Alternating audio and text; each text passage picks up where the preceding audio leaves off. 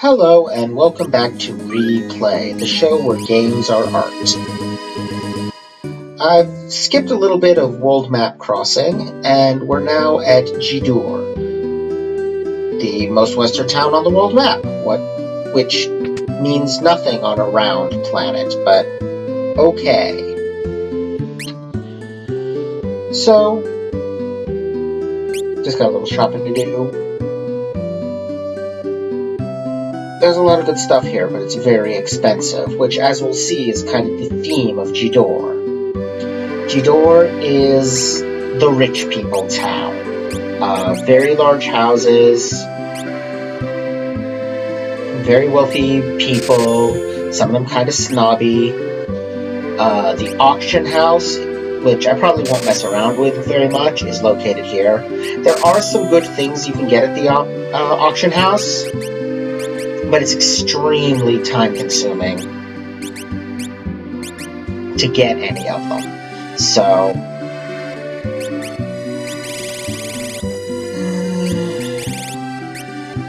there's really not very much I can sell for money, it looks like.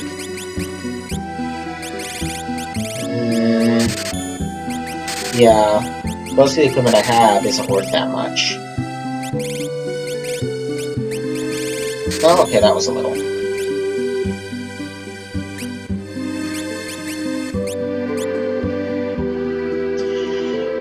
So anyway, as I was saying, this is the town of the wealthy.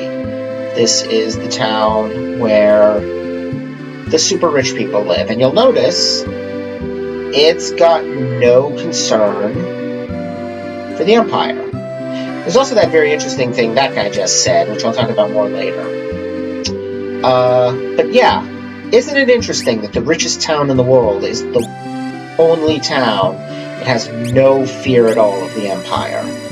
This, Kohlingen, not very afraid of the Empire, but there was that past attack. As far as Jidoor is concerned, as near as we can tell, the Empire isn't a thing. It's something happening far away that they're not worried about. Because of course they're not. They are rich and powerful. They have no need to fear. Even if the Empire comes, they won't be that hurt by it, because it's never the rich people who fight the wars. The Empire will want their money. It'll want their wealth and their power. And they'll exchange it to the Empire. Anyway, right, the auction house doesn't exist yet. It doesn't work yet. Anyway, so getting back to what that guy said about the poor people leaving. The poor people left. Picking up and going on long journeys is not generally a thing that's available as an option to poor people. It's not generally something they'll choose to do on their own because, hey, guess what? It's expensive. They can't choose to do it. On the other hand, if you make things sufficiently horrible for the poor, you can drive them off. Oh yeah, that's them being snobbish about how people who aren't from around here looks. And one random poor guy. But yeah, they drove the poor people out.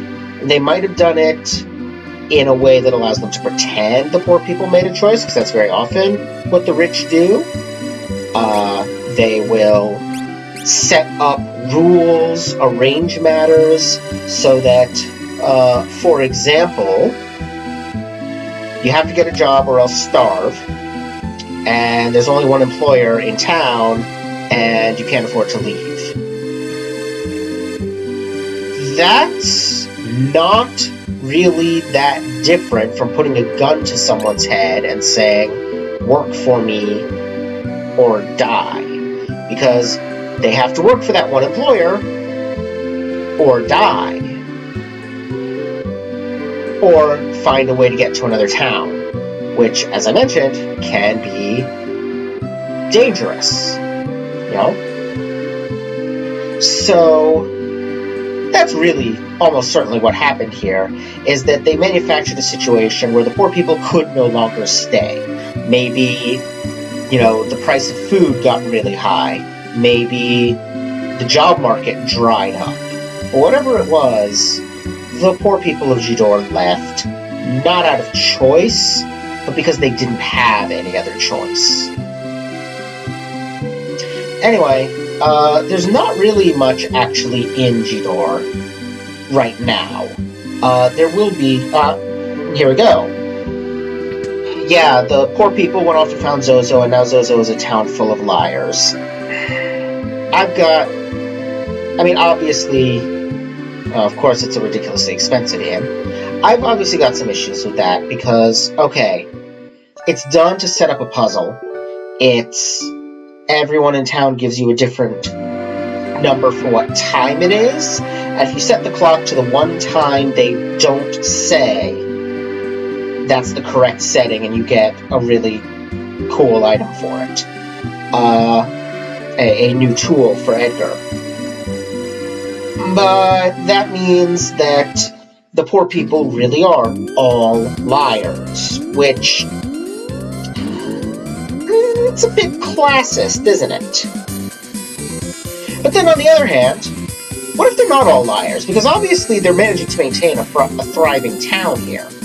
As we'll see when we get into Zozo, it's... the buildings are standing, the people are dead. It's a town. It's working, and that's just not possible if everybody there lies all the time to each other. Maybe they're just lying to us, because we're outsiders, and they don't trust us. That's one way to get a kind of redemptive read out of this. Oh yeah, also note all the monsters in this town are humanoid. These aren't really monsters. These are just, honestly, more people. But, oh god, I love suplexing gigantic things. It's great. Anyway, I think there's another way to get a redemptive read here, though, which is to note, again, Jidoor is not worried about the Empire. Why is Jidoor not worried about the Empire? Because... oh, that... ow. Ow. I am really glad no one died, but ow. I really wish I knew float spells, but I'm pretty sure I don't. Anyway, wealth is a social construct. Wealth only exists within a cultural milieu that recognizes that wealth.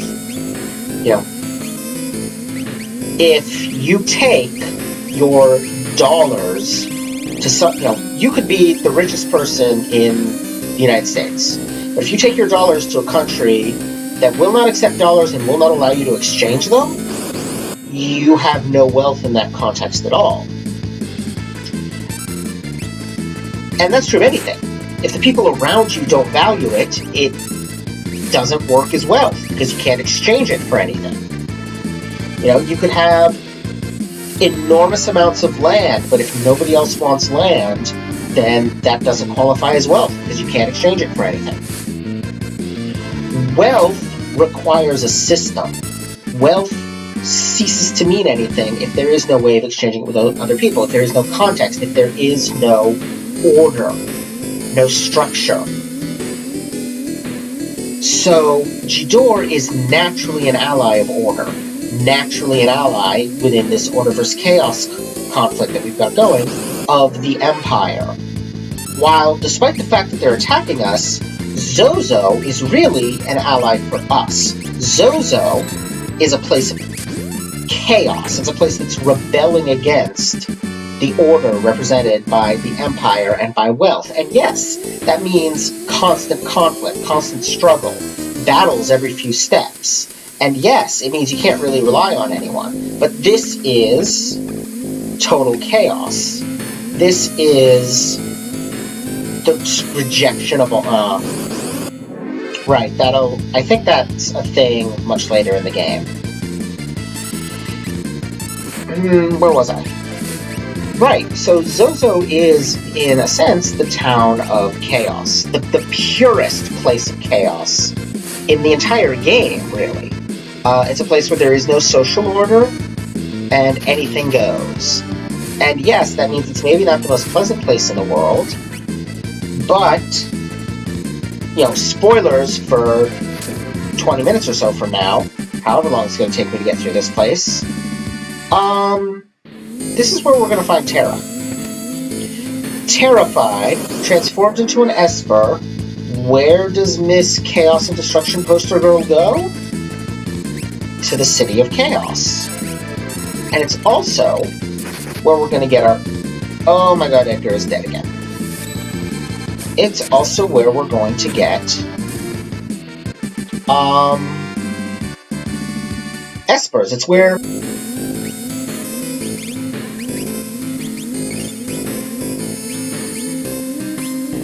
Our characters pass through this realm of chaos, and they will emerge with the power of magic to wield as they will.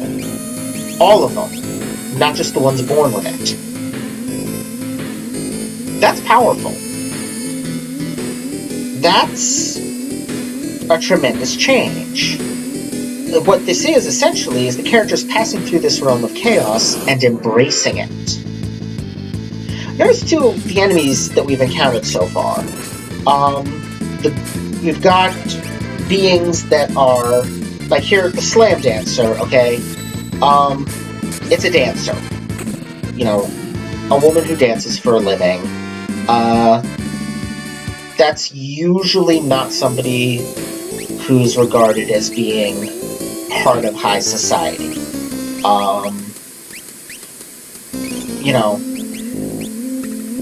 It just isn't. Like, that kind of performing is usually looked down upon. This encounter rate's getting a little trouble. But then, look at these gobbledygocks. These are grease monkeys.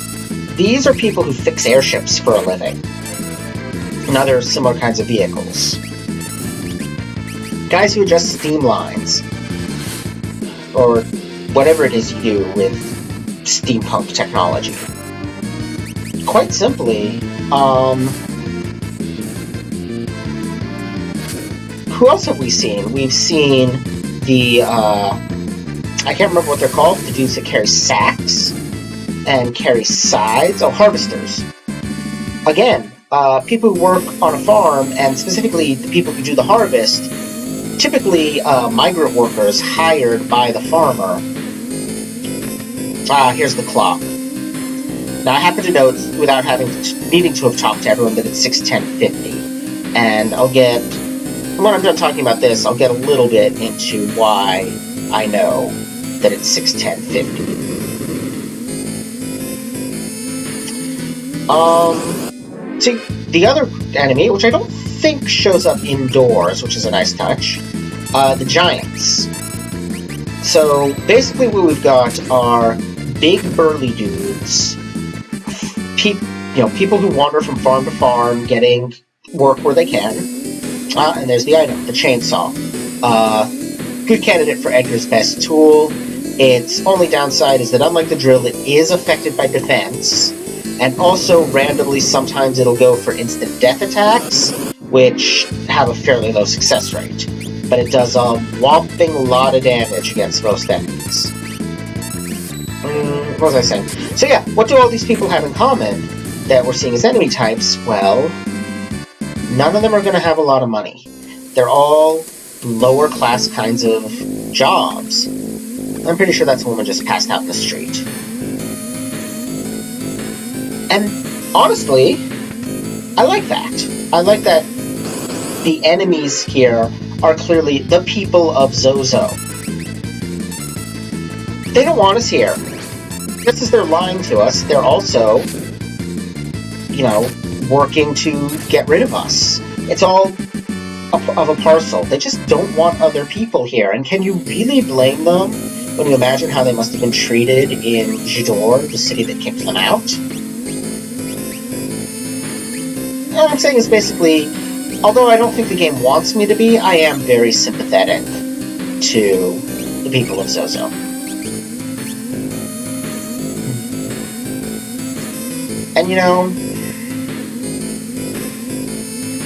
And that's interesting. Oh wait, right, he's lying. She's on the top of another building, I think. So, where am I going with all this?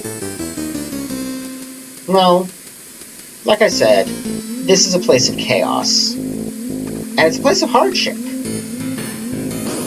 And it's something that really all of our characters need to see, because none of them come from this kind of background.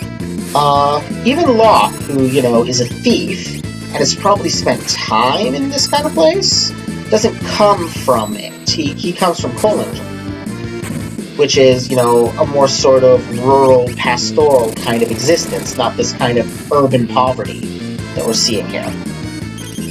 And as for the rest, I mean, in this group, look at who we've got.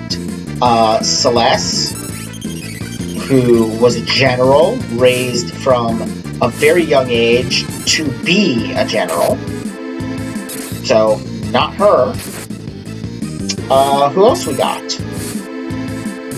Two princes. They've never lived in anything like this. Who else have we got? That we didn't bring with us. I believe that's just Cian and Locke. And not Locke, Gao. And Gao is a strange case because while Gao does come from a background of extreme privation, it's very different in kind. It's the result of isolation rather than a social system that's built on the assumption that people will be standing on his back.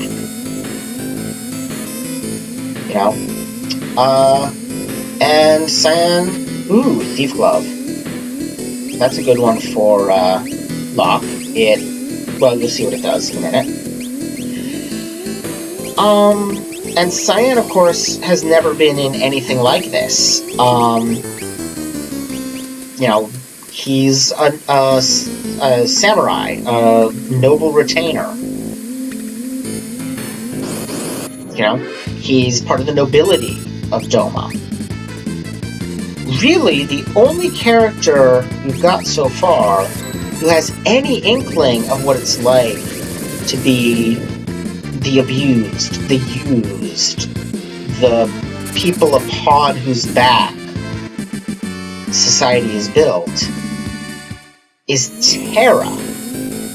And again, this is the place she flees to when she discovers she's an Esper. It works. It works very well, I think.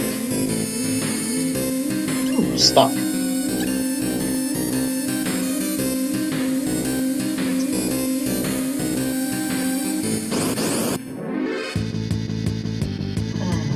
So a lot of this is going to just be trying to get through the city. I think there's a boss fight out of basically nowhere coming up. Oh, hey!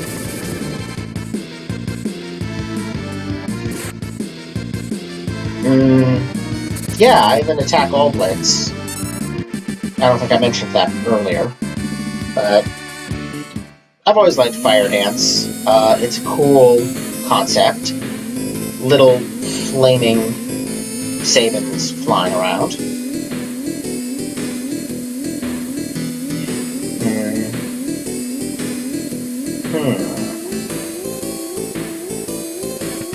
Oh, right, okay, I go up the inside.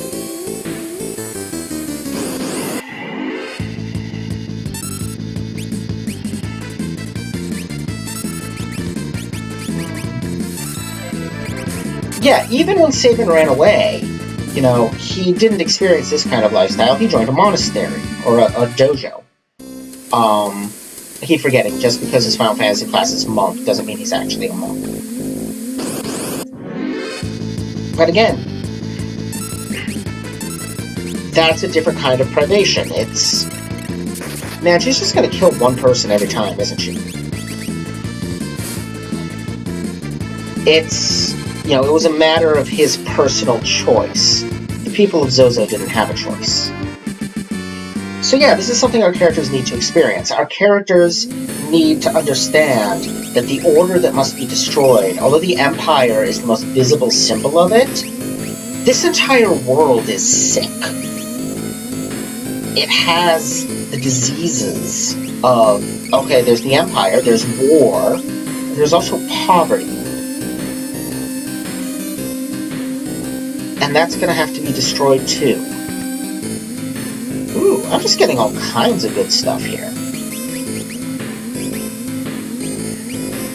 Now this world is crying out for an apocalypse.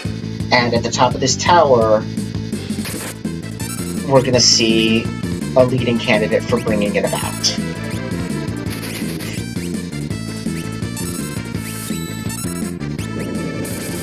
Does that get everyone? Nope.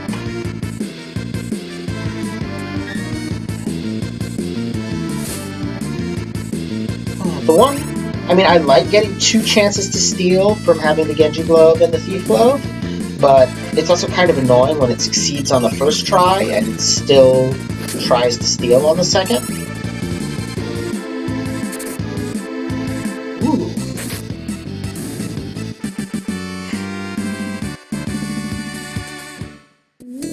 Alright, so I'm pretty sure this is a boss. So let me make sure everybody's in good shape. Should I tincture Celeste? I think I should. Yeah, that's good.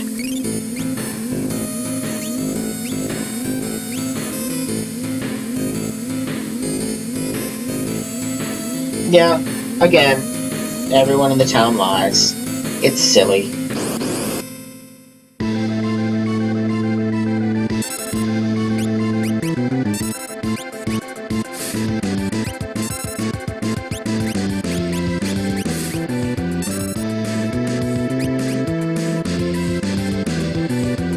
Jewel Ring. I forget what Jewel Ring does.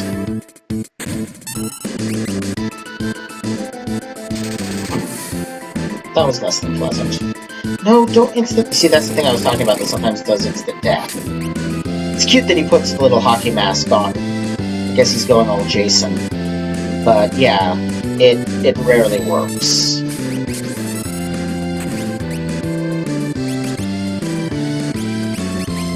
And actually...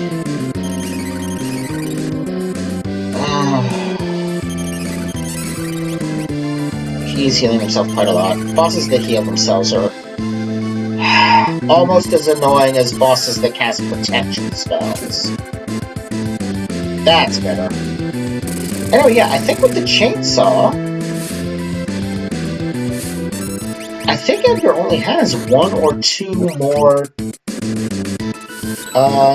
tools left. Yeah, I think he has 2.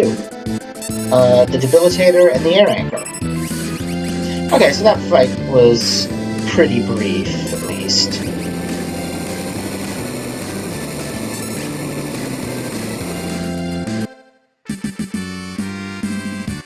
I forget what the headband does.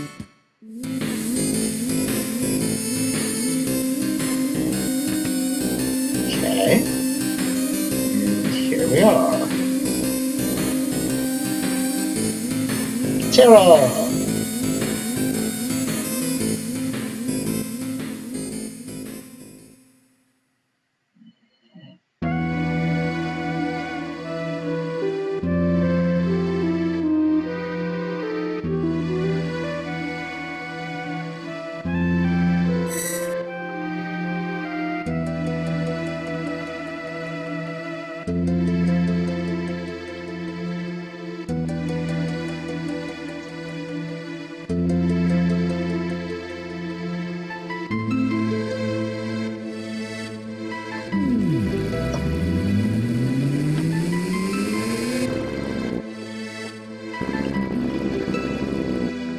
Yes, they call her Terra. Earth and Fire. And yeah, the big revelation, Ramuh is an Esper.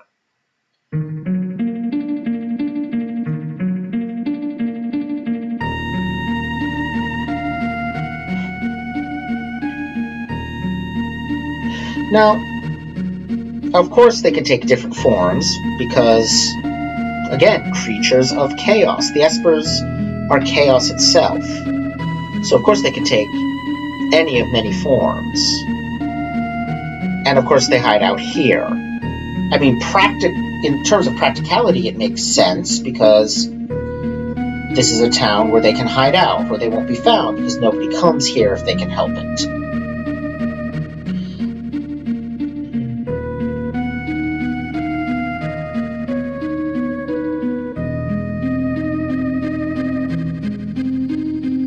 Here's a bit more detail about the War of the Magi.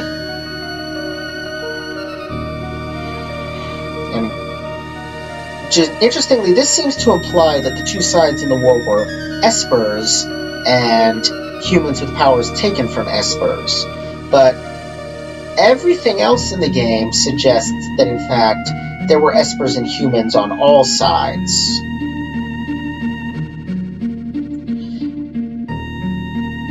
I don't know. Given we get actual flashbacks to that, I think that's the case. I think it was not a war between humans and Espers, but a war between various states that used both humans and Espers in their militaries. At the very least, we know that Odin and the Esper that turned him to stone were on different sides. And here we go. The truth about where the Empire is getting their magic. They're not getting it from Terra. They're draining it from captive Espers.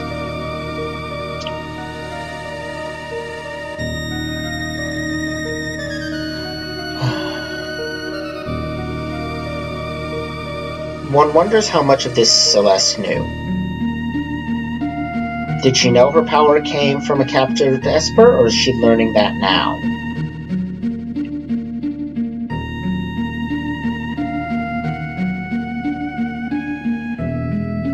Terra is something different from an Esper. As we'll find out, that's because she's an Esper-human hybrid.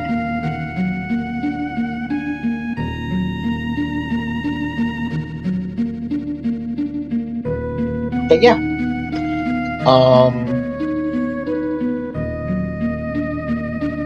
Having passed through this place of chaos, having recognized that the order of the world is truly corrupt and must be undone, now we know we have to let chaos free. The chaos, which you'll notice the Empire that imposes order everywhere is fueled by chaos, by Espers. Because of course it is. Of course it is. Because any change requires chaos. That's what chaos is. Even a change toward increased order needs chaos as a power source. But we now know something the Empire doesn't. We know that Esper corpses become crystals.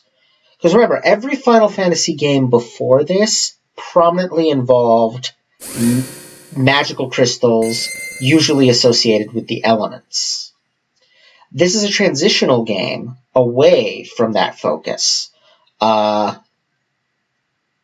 so instead, we get these lesser crystals, these magicite, from which we learn magic. And they're Esper corpses. Ramuh trusts us a lot if he's willing to, to die in the hopes that we will free the Espers imprisoned in the Magitech lab. That's an astounding level of trust. Oh yeah, listen in the background.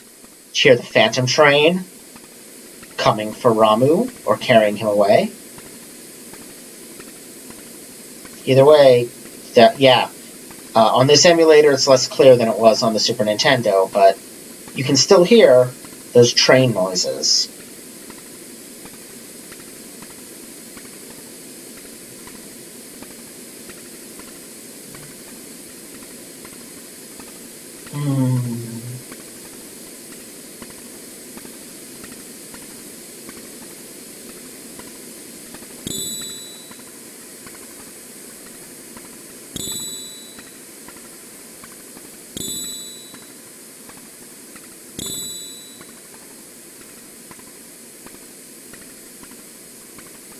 And now we can equip Espers and learn magic from them.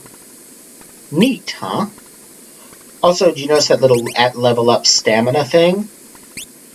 That's why you actually want to avoid gaining levels prior to this point in the game as much as you can, because you get nothing for them. Your stats do not go up unless you have an Esper with an level up equipped, and then every time you level up, the stat will increase. Now, your level is included in the damage equations, but having the stat increase as well means that it'll be that much more effective.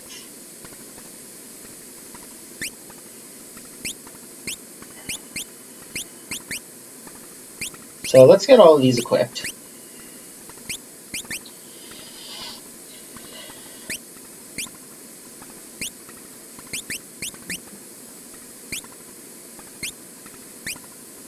I guess.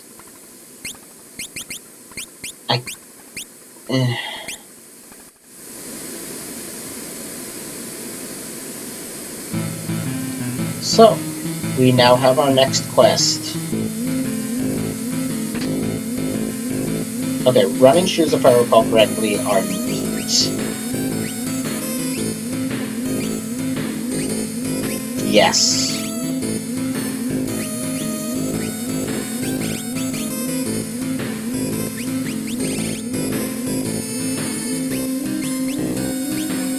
Okay, it's the rest of our party.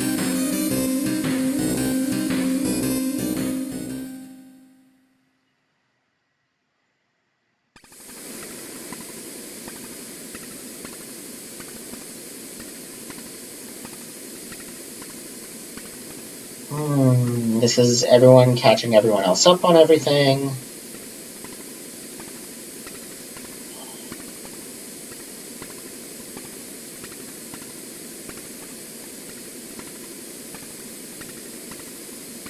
Oh, okay. That answers my question from earlier. Celeste has heard rumors that her powers came from Espers, but she doesn't know for sure. She didn't know for sure until now.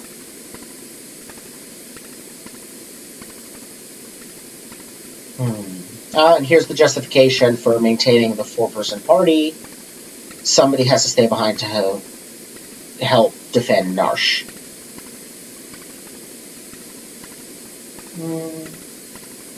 I'm thinking this might be a good time to change up my party. I know I have to bring Celeste and Locke, but maybe give Cyan and Gao a turn instead of Edgar and Sabin.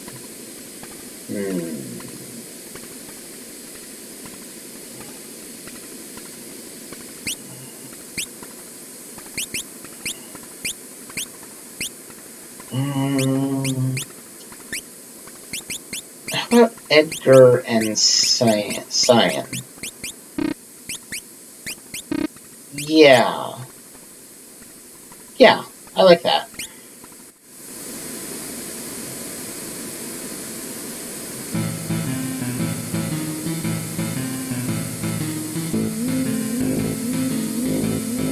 Okay, that's a really long way, but great.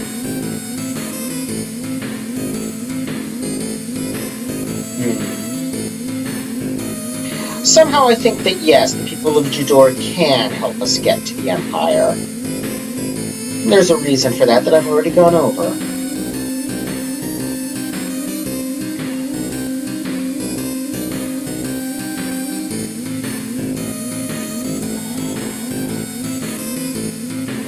Okay.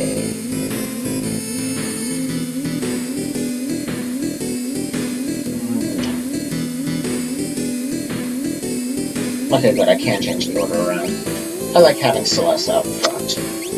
She's a general. She should be the leader. Should I make Locke a healer instead?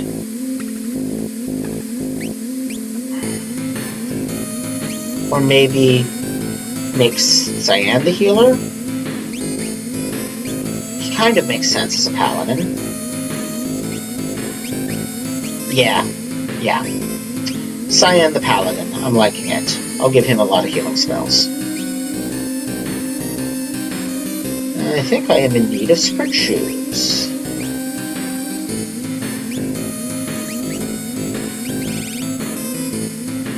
Definitely. Yes, good.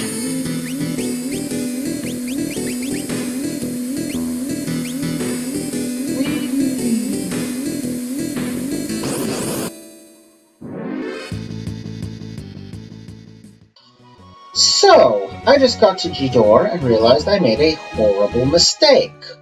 See, there's a neat scene about 45 minutes from now that only happens if I have Edgar and Sabin in my party for this next bit of game.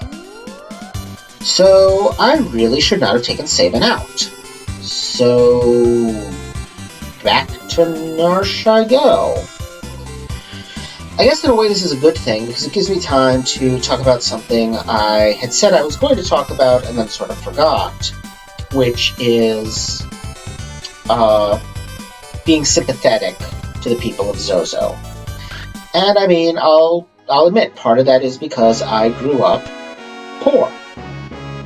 And I think that has an impact on my feelings about games from this era. Phil Sandifer, who does this he does a lot of really good work, but one of the things he's doing is a thing called the Super Nintendo Project, where he is going through the games he had as a kid, and a couple of other significant games for the Super Nintendo. He's going through them in chronological order, writing a sort of combination memoir and history, with a particular focus on the Super Nintendo era, the early 90s, as being when the seeds were laid for a lot of the problems we have in the video game industry now. The project is subtitled A Magical Ritual to Destroy Gamergate, so that should give you some idea of where he stands on those issues. On the right side. But anyway, in his discussion of Final Fantasy II, which is very good, and I will link it in the comments on this video, or not the comments, the description,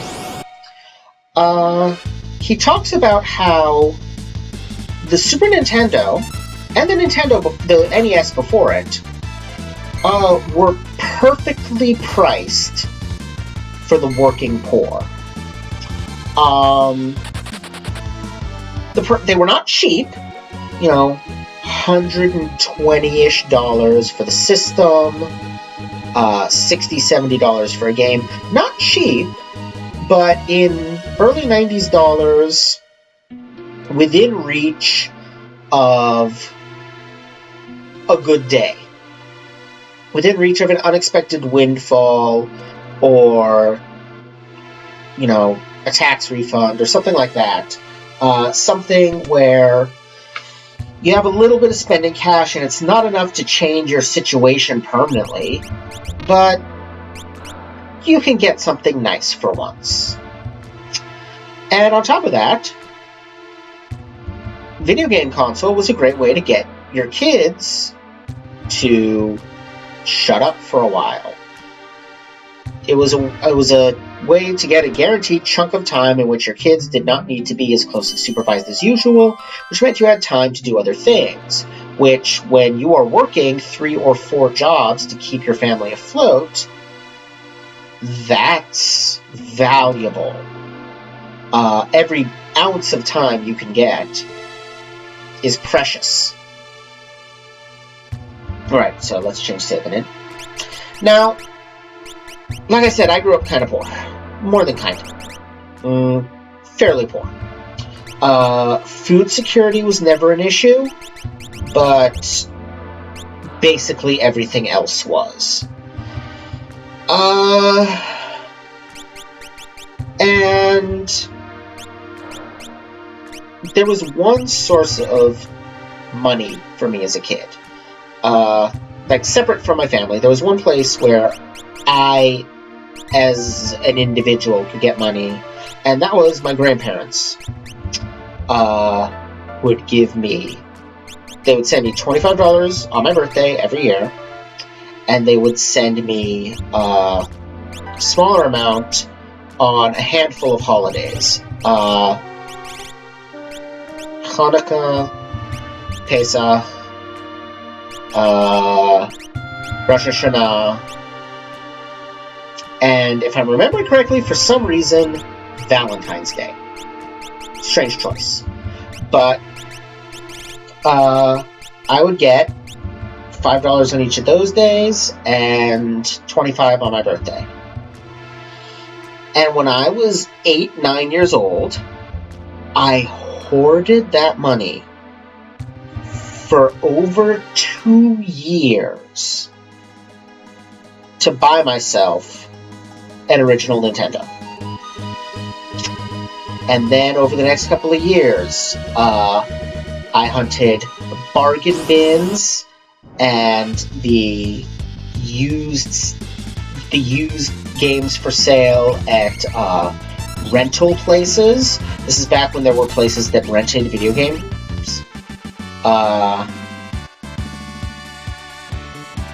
Arrows, I remember, was a good source. That was a place that used to exist that rented videos and video games. Then they were an ISP briefly, and then they disappeared. And it meant that I had to be very careful and picky about what games I got. I had to have thorough knowledge beforehand of what I was getting. Because a game was a significant investment, and it was all me. It was all being bought by me, personally, with my own money. And it meant that a game with a lot of replay value, or that lasted a long time, was particularly important.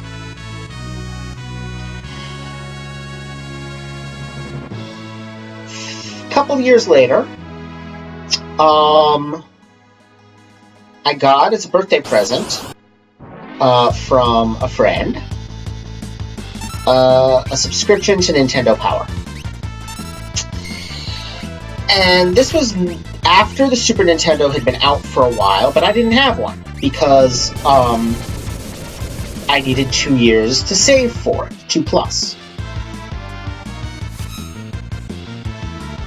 And I wanted one. And at this time, Nintendo Power's coverage was split about a third each between Super Nintendo, Nintendo, and Game Boy. Actually, I take that back. I think Nintendo had a bit less coverage, like the original Nintendo had a bit less coverage than the others. And one issue talked about this game called Final Fantasy VI. No, I tell a lie. It talked about a game called Final Fantasy III, which is Final Fantasy VI. We've been over this. I didn't know anything about 6. Very few people did at that time. But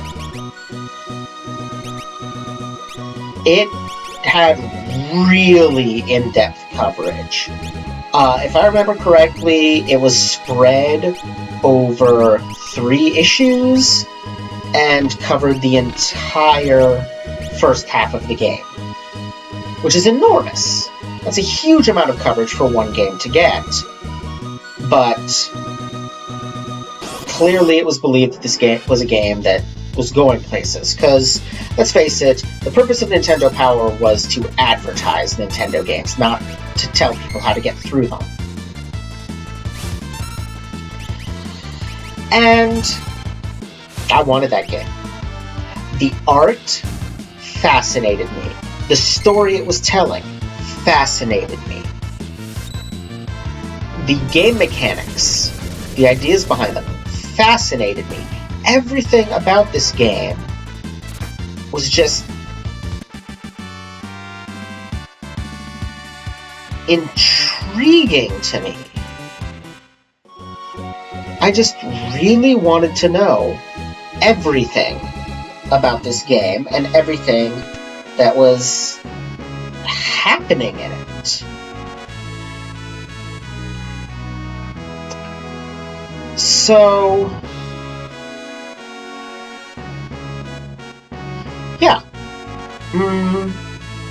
It stuck with me. I read that coverage over and over and over again. For some reason, the number 61050 got burned into my memory. I do not have a great memory, but 61050 will be in it until I die. It is inescapable.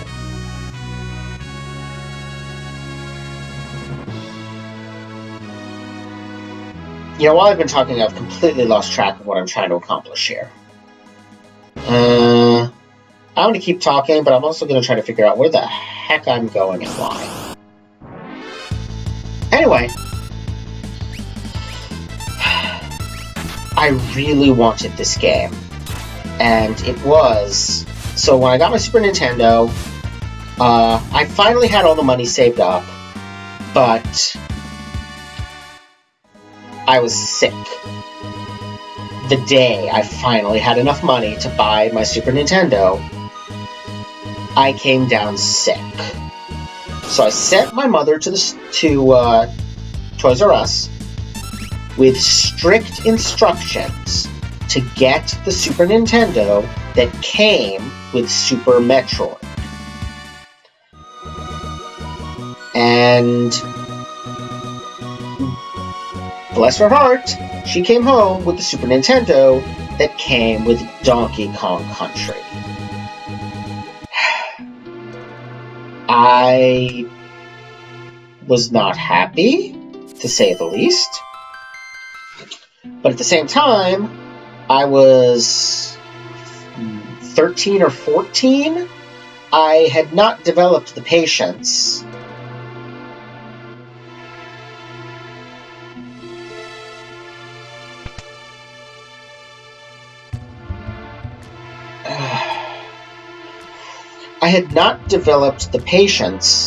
to not open that thing up, set it up, and start playing. There was no way she was going to go back to the store, because they were out of Super Metroid ones. So I would have had to wait for them to get another shipment. That wasn't going to happen. So I got the one with Donkey Kong Country. I played the hell out of Donkey Kong Country. I got the perfect file, 101% or whatever it was, and didn't play Super Metroid till years after. But immediately I started saving again, because I knew what had to be next. It took me a while, but eventually I put together the money for Final Fantasy III. And I played that game over and over and over again. And other games followed. I found Final Fantasy II in a bargain bin. I got Chrono Trigger when it came out. I heard about it in advance, and I saved up for it and got it right as it came out. That was a joyous experience that I think I probably played more than any other game ever.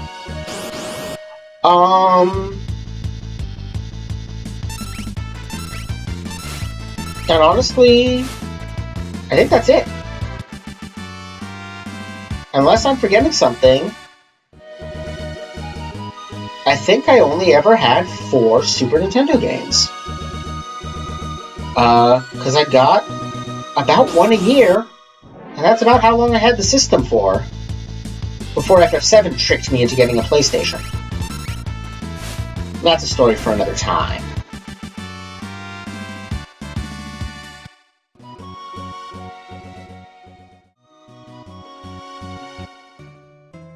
Alright, so we're back in Jidoor to find a way to the Empire. And I'm just going to go straight there. I already know where we need to go. The richest man's house, Owzer. And here we once again have Celeste the Mirror. Celeste is apparently the spitting image of Maria, which is a handy coincidence. As we will learn, Maria is an opera singer, and I'm going to get into this more when we get into the actual opera, but from this point of the game through our arrival in the Empire, some interesting things are going on.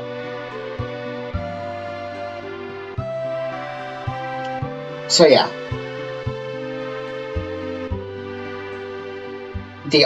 This is our next step. The Wandering Gambler is planning on kidnapping Maria. And yeah.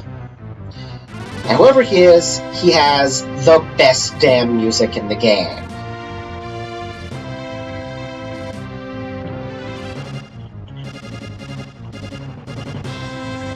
Too bad he's, a kidnapper. Cool jacket, too.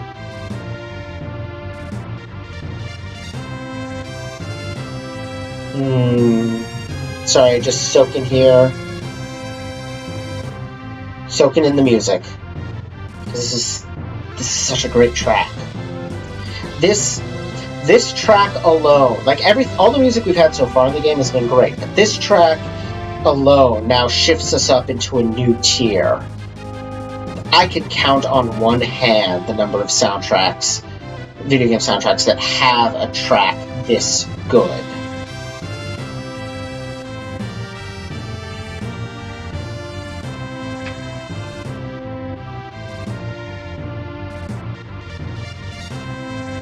Too bad Setzer himself is a character in whom I have basically no interest. Never really used him much.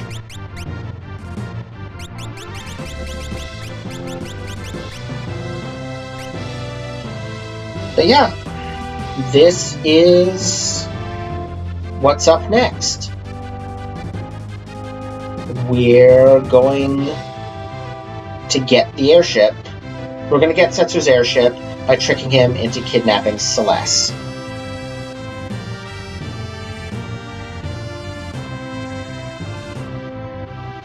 Which means it's time to go to the opera. And this game's most famous sequence. And deservedly so. But I want that to sit on its own, so I will see you all next time when we cover the opera. Bye!